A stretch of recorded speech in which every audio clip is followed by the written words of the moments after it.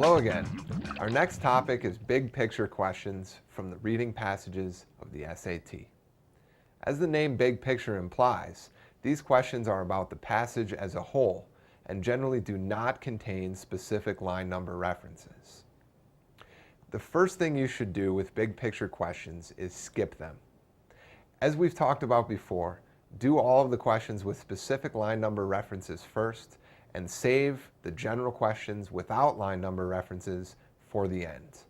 Let's have a look at why that's true. Generally, the right answer to big picture questions should be supported by all of the answers to specific questions.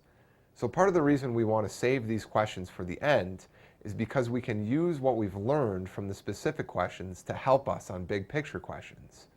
In other words, if you do 7 or 8 line reference questions, by the time you're done with those, you will have gathered 7 or 8 very detailed points that will help you find the right answer to a big picture question. Although big picture questions do not contain line number references and therefore seem general, don't fall prey to the tendency to not look back at the passage to find your answer on a big picture question. It's still always helpful to look back at the passage and dig around a little bit for the evidence to support your right answer. And as we've talked about before, always avoid extreme language. The right answer to reading questions tends to be moderate and neither extremely positive nor extremely negative. Let's have a look at a sample big picture question.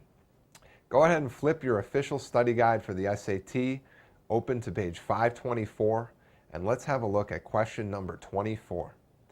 This is the last question on this particular reading passage, and here's what it says. The passage as a whole is best characterized as what?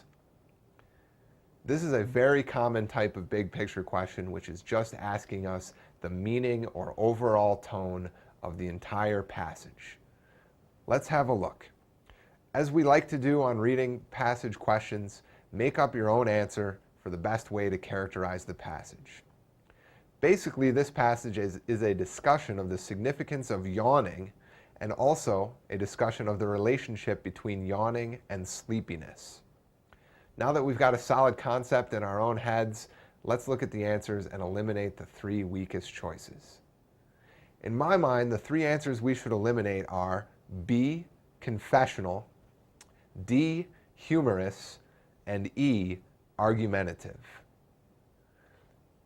Humorous is probably the worst answer, because I think you'll agree with me that there's nothing really funny about this passage. It's actually fairly boring, and you're lucky if you can get through it. Confessional doesn't work, because if you can picture yourself confessing your sins or your misdeeds or your secrets to one of your friends, that doesn't resemble this passage at all. Argumentative would be a good example of extreme language. As we talked about, extreme language is usually wrong on these passages, and there is nothing argumentative about this passage.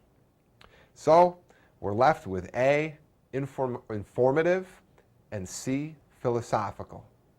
The right answer is A, informative, because again, this passage is basically informing us about the nature of yawning and its relationship to sleepiness.